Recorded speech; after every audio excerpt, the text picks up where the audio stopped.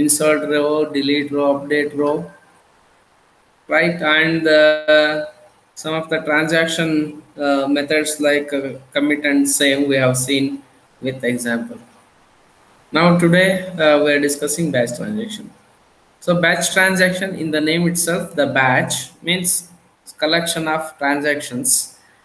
So at a time, rather than see, because the database operation is cost oriented, because you every time when single insertion, if you do the insertion into the database, every time you need to open the connection, establish a connection, open the connection, and create a statement, inserting value and inserting value onto the database using execute methods. So for suppose if you are inserting 10 records, every time open up the connection, establish a connection, creating the object for the connection, creating statement for the connection, execute method, and that is going to be affected onto the database. So 10 times you need to do the opening and closing of the connection. So simply it needs a lot of computational power to reduce and improve the performance of the database applications. You can go with the batch transaction. So another way to combine SQL statements into a transaction is to batch together these statements into a single statement, single statement, single transaction, and then execute the entire transaction. To work with the transactions, you are required to have the add batch method. Add batch method of the statement object help us to add the individual transactions and creating a group of transaction, and that group of transaction you are going to execute using the execute batch method. So add batch method, what it is going to do, it receives a SQL statement as a parameter and places the SQL statement in the batch. Once all the statements that comprise the transaction are included in the batch, the execute batch method returns an int array that contains the number of SQL statements that were executed successfully. So let us look into the example code for more clear about this.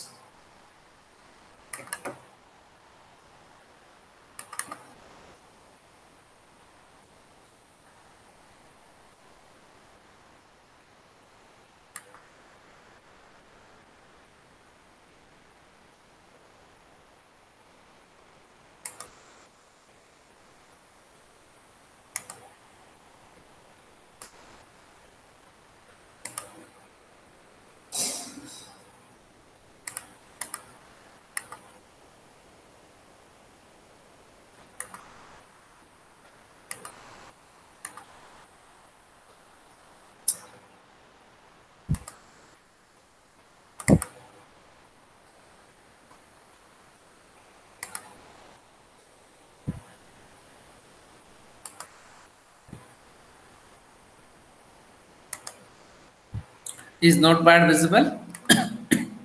Yeah. So how to create the batch transactions using add batch method and how to execute that.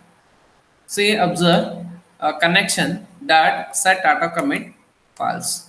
Why you are setting the commit is false? Because by default the JDBC commits the saves the data into the database, right? So that's why, so you want to independently want to commit the content of the information to the database. So that's why you are setting set auto commit is false. Then after that, you are writing the two queries. Query 1, update customer based on the first name equal to Bob. You are going to update the content of street value with based on the constraint first name equal to Bob. First update customer. Second query is update customer. Again, you are going to set the street for the first name is Tim. So for two persons, you are going to update the content onto the street value. So these two query are different query, but both are update queries. Now for this you need to have to create the statement object. The statement object st equal to connection dot create statement. So st dot add batch method. So statement object dot add batch method. You are passing query as a parameter to add batch method. Query one is the query which has the content update customers set street equal to 5 main street where first name equal to Bob. You are passing this query as a parameter to the add batch method. It invoke on the statement object. And the second query you are passing the in the same way you are again invoking the add batch method on the query to it invokes on the statement object. These two queries is going to be executed at a time rather than using two execute statement execute update for query 1 and query 2 instead of individually executing. That is also correct. Suppose you are improving the performance of your database operations, you are going with that batch transactions. So for that data request, that is the statement object dot execute batch method is going to be invoke on that. Invoke on this statement object. When you are invoking this one, both the query is going to be executed. Suppose there is a question may arise here for you.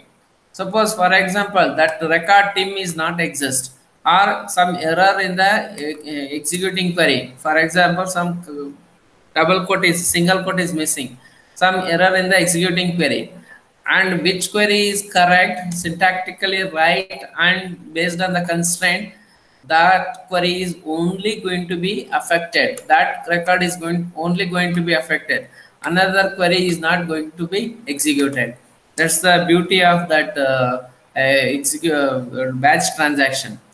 Who have whichever the queries are right in syntax and the satisfy the constraint which specified in the where class of the query, those two are going to be affected onto the database. So how many according to this query 1 and query 2 both syntactically is right means what it is going to return, how many is going to be updated, two records is going to be updated. Finally exclusively you are invoking the connection dot commit. You are going to save the executed query result onto the database by invoking the commit method, and finally you are closing the statement object of each. How many statement object here? Data request. It's the only one data request. So that statement object you are going to close, and connection object is going to invoke close. Getting? This is the simple example of execute batch. Then how to fetch? Using if any batch exception is erased, it is going to display how many records is going to be updated. Based on the value of this updated, if both are executed successfully without error, it will show those two records. Otherwise, it will show the only record which is affected onto the database.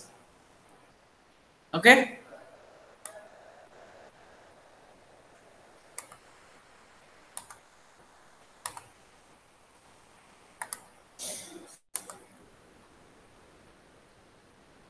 Now, the batch can be cleared of SQL statement by using clear batch method. So same way, clear batch method helpful to clear the SQL statement. Suppose you don't want to execute, for example, there are the 100 queries is present in the batch transaction mode. Suppose you don't want to execute the 10th, 20th and 50th query. You don't want to execute those, only those three query.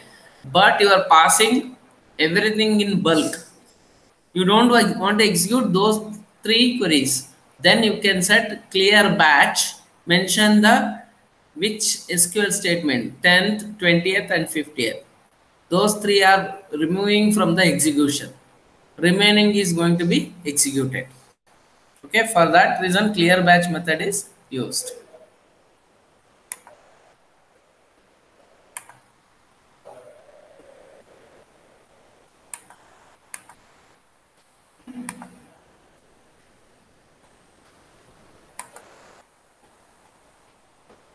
Then the next subtitle is result set foldability. So whenever the commit method is called, the purpose of commit method is to save the record onto the database. Once it is saved into the database, all result set objects that were created for the transaction are closed. So result set itself is a virtual table. Once commit is happened, means once the record is permanently changed the database content, result set that virtual table is going to be closed. Suppose if it still exists, means that is the vulnerability. What do we call it as vulnerability? If still that result set is open, means somebody can trace out and change the result set, and that is going to be affected onto the database. So that's why whenever you exclusively call that commit method, it is going to record, saves the content into the database, and the virtual table exists in result set, that is going to be closed, means that is going to be clean up that cache memory. Sometimes a J2EE component needs to keep the result set open even after the commit method. So sometimes for example, during the transaction failures or some abrupt happen in the between in the transaction, the such situations needs that transaction should be completed even though it is failure or success or other reason. So for that, some application, enterprise-wide application needs that. For example, let us take on one very good example. Sometimes that website is slow to load your web page. In that case, usually we are going to refresh page. After logging in, if you click on refresh, the web page is asking really want to reload the page, right? Because that server is on the way to complete your request. In between, again you are requested to reload the page. See, there is some communication error between the server and the client. In those cases, it needs to maintain the result set still open even after committing. So such is called as result set holdability. We can control whether or not result set objects are closed following the call to the commit method by passing one of two constants to the create statement method. How we can control whether it should close? If you apply commit, it should close. If you even apply commit, it should not close. How you control through that? Some control strings are required, the constant string. Those strings you need to pass them onto a create statement method. Which are those strings? Constants. Hold cursors over commit.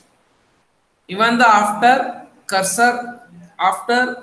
result set is updated onto the database, still you want to keep it open. If you want to keep it open, pass this constant value onto the create statement method. For example, I will tell the example.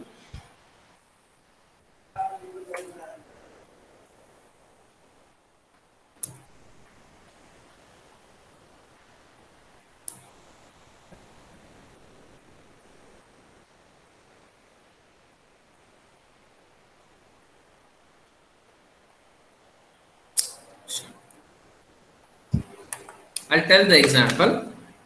Statement st equal to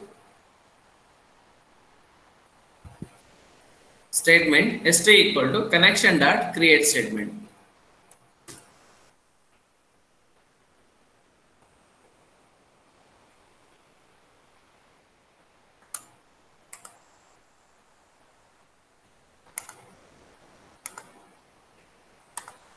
For example, connection statement st equal to connection dot create statement. Whenever you are creating a statement object st on the connection object, if you want to keep it open, that virtual cursor, you pass this as a parameter to the create statement method.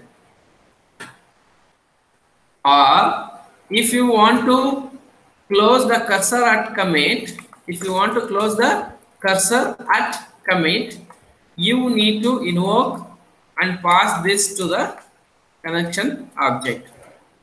That is, you can pass that to the connection statement. Either one of the parameter, by passing one of the parameters, you are controlling the result set, whether it is going to be closed after commit or it still keeps open its connection even though after committing to the database. The first one constant keeps result sets objects open following a call to the commit method, or second one closes result set objects when the commit method is called. I think you understood this one. Okay. Then row sets.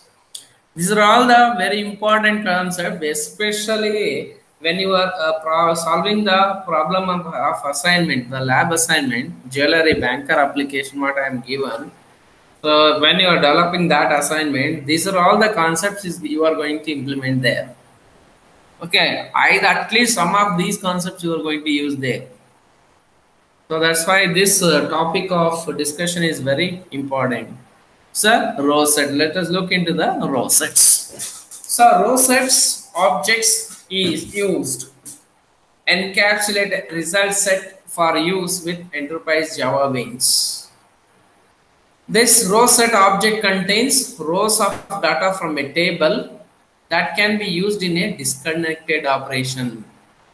See, here some abstract layer is introducing.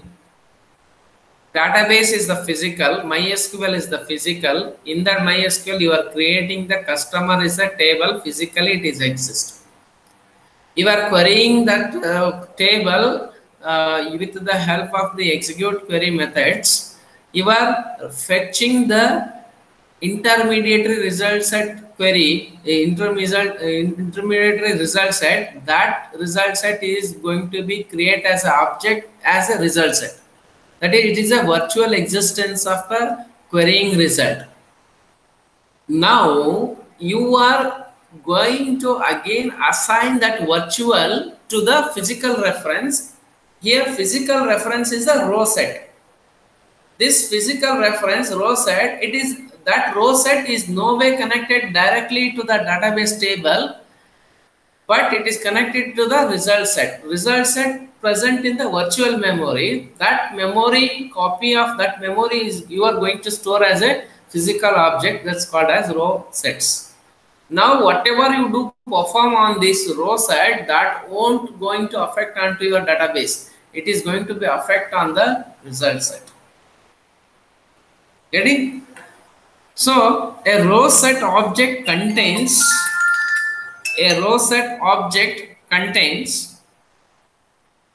of rows of data from a table that can be used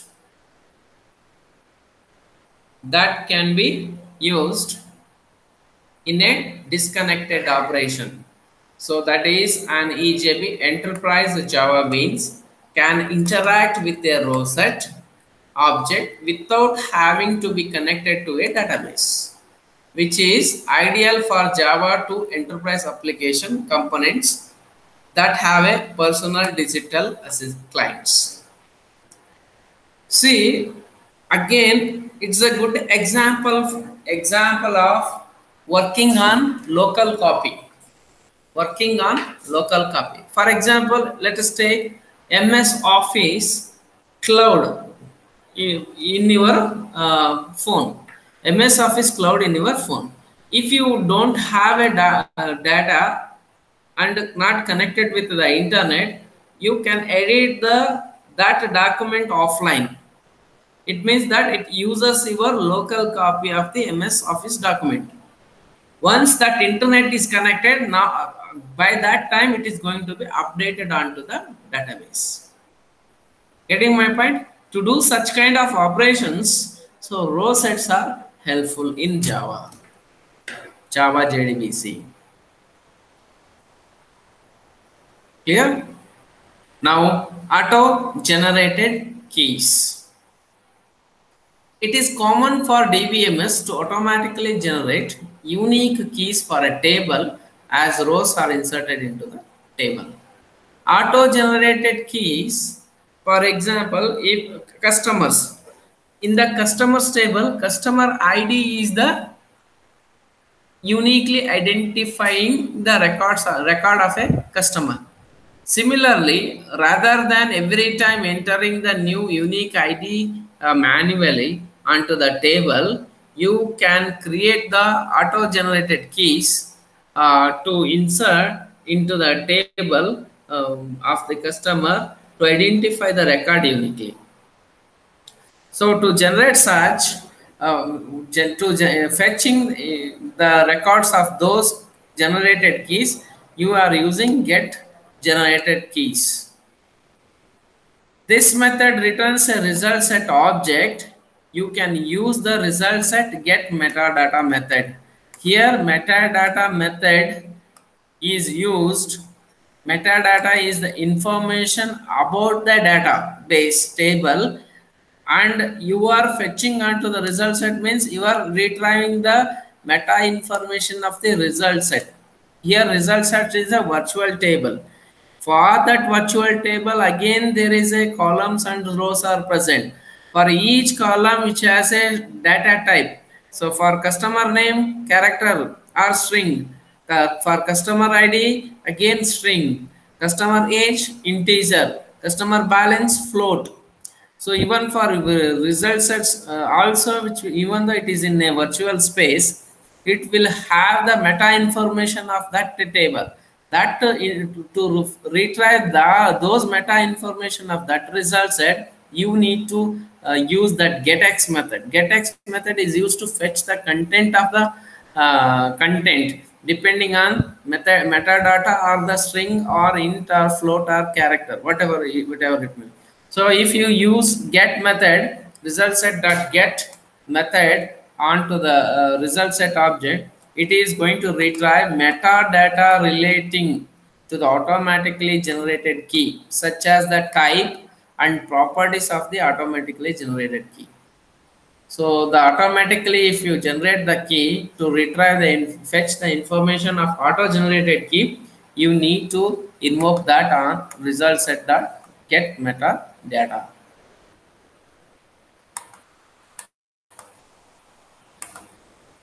Then metadata, just now what I explained is information about the data. Metadata is data about data. Java to Enterprise Edition component can access metadata by using database metadata interface. So further to fetch the table metadata, you need to have database metadata. So which uses get metadata method. This interface is used to retrieve information about databases, tables, columns, and indexes, among other information about the DBMS. For example, if we are using MySQL database, which are the tables present in the how many tables present in the MySQL database? By default, 10 tables. You created customer is another table, means total number of tables present in the MySQL database is 11. So not just that information, another information. What is the names of the tables present in that MySQL? It is going to be listed customer, student, etc. Default table names it is going to tell. Yes, now let us choose one table, that is customer. How many columns is present? How many rows are present? What is the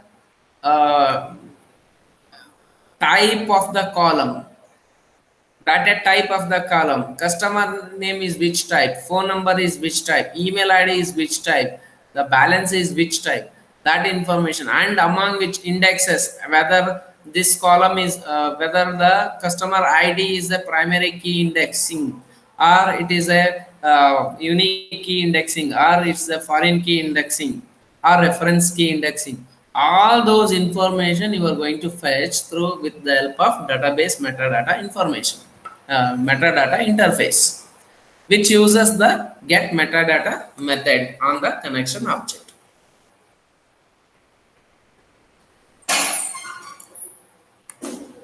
The get metadata method returns a database metadata object that contains information about the database and its component. Information about the database and its components.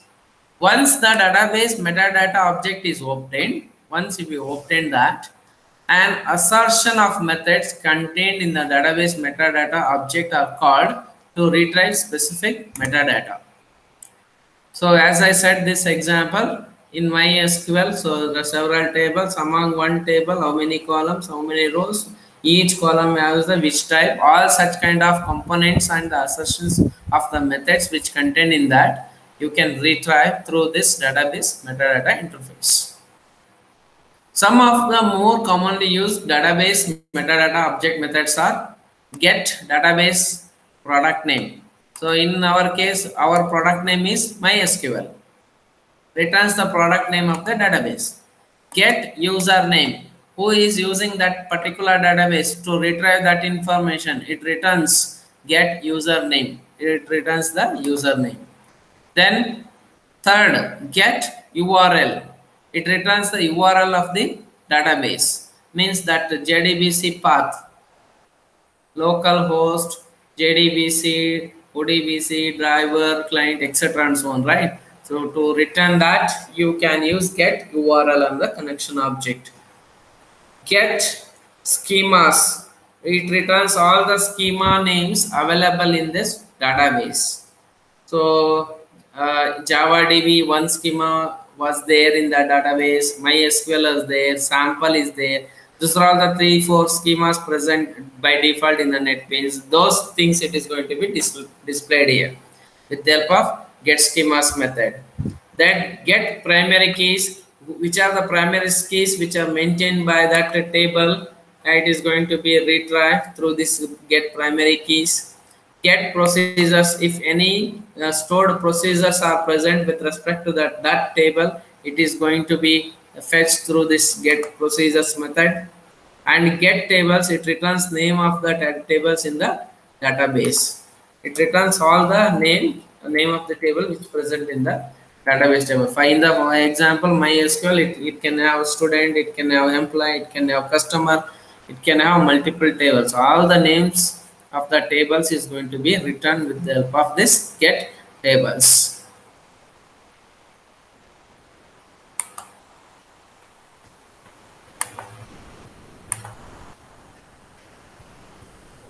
Now result set metadata. There are two types of metadata that can be retrieved from the DBMS. One is metadata that describes the database. Another one is metadata that describes the result set. This database is physical. This database is virtual. This database is physically exists with the database table. Result set which is virtually exists. Which result set is exactly similar to the physical database depending on the query, how you queried this database. For example, suppose if you have a database table like student, it has a 4 column. If your query select star from student, means it selects all the rows and columns. That resultant of that database which will be present in the result set. This database is physical exist, this is virtually exist. Metadata, what it is going to describe, the result set is retrieved by calling get data metadata method of the result set object. It will returns result set metadata object. When you invoke get metadata, it will result set metadata object. Once this result set metadata is retrieved, It can call the methods of result set data metadata object to retrieve specified kinds of data. One is get column count. How many columns is present in the result set? It returns the number of columns contained in the result set. For example, select star from student. I told in physical database that student has 4 columns. Select star from student, again result set which will have 4 columns. To retrieve the information how many column is present in this student, you can use this method get column count on that result set metadata object. Result set metadata object, I'm abbreviating it as RSMD. If you can call this RSMD dot get column count. It will return number of columns contained in the result set. For example, I'm abbreviating this as result set metadata RSMD object for discussion. RSMD dot get column count. So it has the meta information of the result set, your result set, to retrieve fetching the how many number of column is present in that. According to our example, student has a 4 field, so it will return value 4. Then similarly get column name int number. Int number specify the position of the index number. For example, student name USN, contact, email. Student name is first column. To fetch the first column column name, you just specify here int number, integer is number, right? That is 1. You specify get column name. So RSMD dot get column name, pass 1 as a parameter to fetch the student name. If you want to fetch the USN, 2 as a parameter. If you fetch the contact number, 3 as a parameter. If you fetch the email, 4 as a parameter. It returns the name of that particular column number which you are specifying in your request. Okay, that's the another example.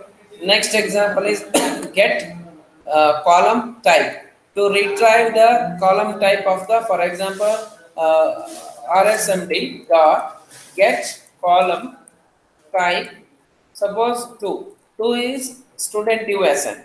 So 2 is student USN. What is the type of the USN? Again, it is mixed mode of character 1B by 18 MCA 01. So here mixed mode of character, it is in the form of string. What is the type of second column? It returns the string type. It returns the data type of the column specified by the column number.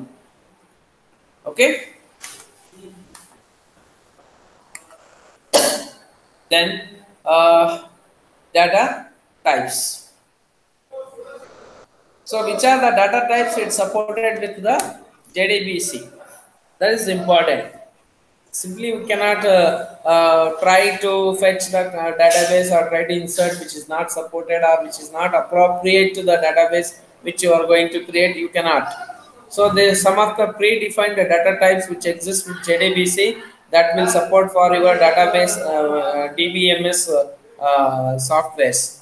Okay. So to fetch and to update the content onto the database, you need to have 2 methods, setx and getx methods.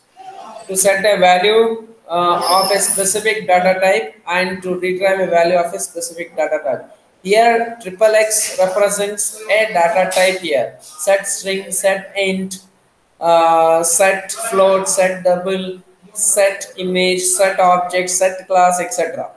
Here getx method XXX represents retrieving. Get is fetching the information from the database. Set is trying to insert the value onto the database or updating the value onto the database. Some of the database types which is listing and Java equivalent types are here. So in the SQL type, if you are using SQL database, here MySQL is taken as an example for our discussion. Character, if it supports, means Java equivalent type is string. Varchar it supports means Java equivalent is string. Long varchar is string. Numeric it supports means java.math.big decimal. Decimal, if it supports, means java.math.big decimal. Bit, bit value for SQL type is equivalent Java type is Boolean. Tiny int in Java type byte.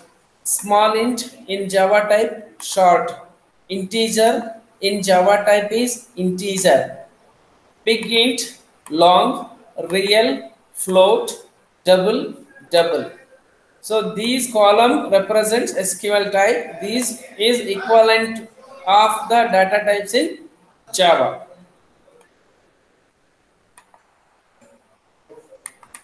And a few more SQL types. Binary representation in Java is byte. Var binary, byte. Long var binary, small case byte. So it's a byte only, not small, it's a byte only.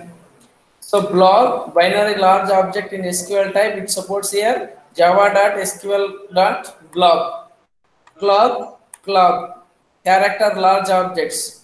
Usually pages in terms of the number of pages you are going to store the content. Clock is used. Binary large objects, usually videos and audios are going to be stored here. Array, type of object. Struct related. Reference related. Data link, data types is used. Date, SQL date is used. Time, SQL time is used. So these are all the equivalent from SQL type to Java type. Since SQL type you are going to define timestamp, java.sql.timestamp. Which will have both date and time. Okay, these are the some built-in and equivalent conversion of MySQL to Java equivalent data types. And finally, we are going to discuss on exceptions. Exceptions are three kinds of exceptions that are thrown by JDBC methods. One is SQL exception, commonly reflects a SQL syntax error in the query, are thrown by many of the methods. Usually MN SQL exception will throw select star from student where name equal to, just if without specifying single quote or double quote, if you specify name equal to BMS IT, so if there is a syntax error, for that syntax is a error during runtime of your application, there is a chances of throwing this SQL exception. So the relevant package which used for SQL exception is java.sql package. To fetch the exception, next exception present in that SQL, get next exception method is used. What it is going to fetch? It is used to return details about the SQL or error or null if the last exception was retried. So, sometimes the students who are present for the online classes may be scolded because of their friends' mistakes, or their friends are not attending properly.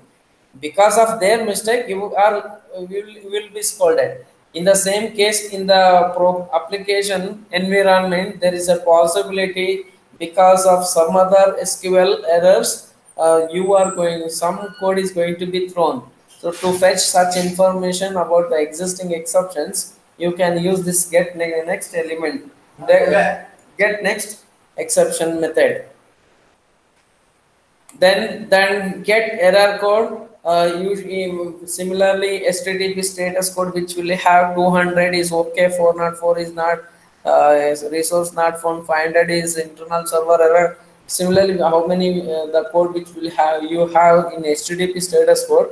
Similarly, it is going to throw an error code for each exceptions. To fetch those error code to handle those exceptions, you can use this get error code method.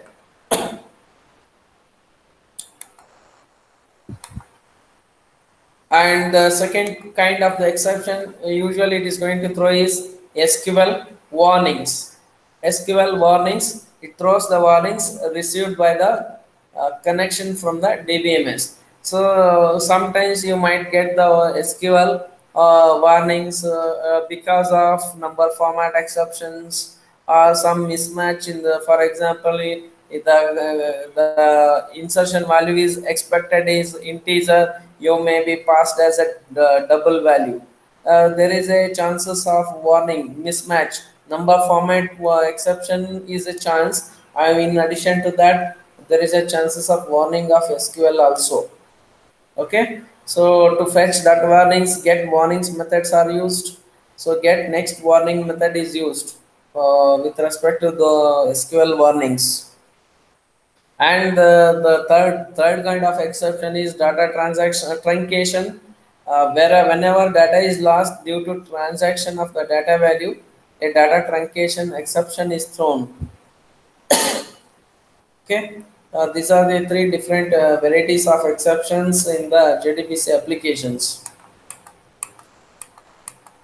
Finally, we reached the end of the module today. That is, let us recall the concepts of each. Summary: JDBC specification from JDBC 1.3 onwards, JDBC specification came into existence.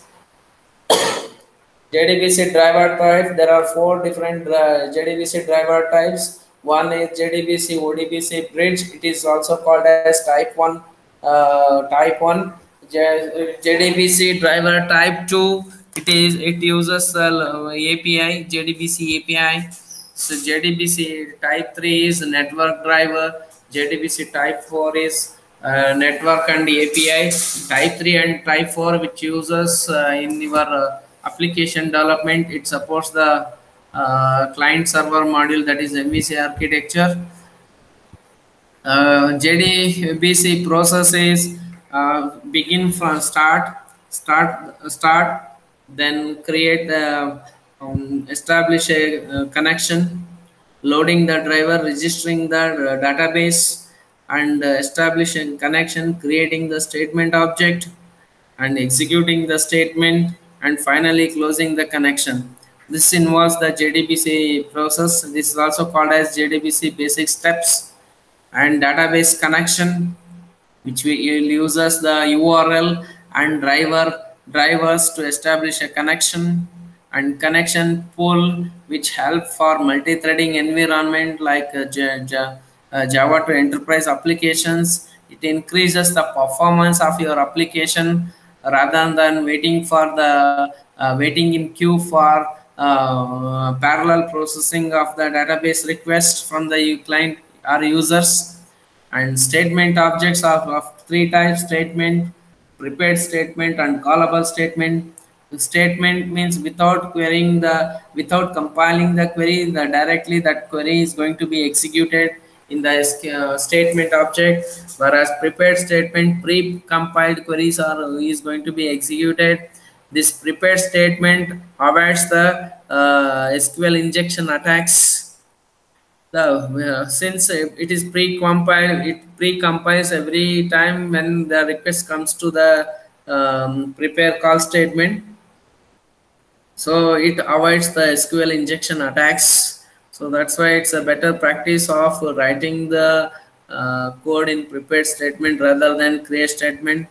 And the callable statements help us to do the stored procedures.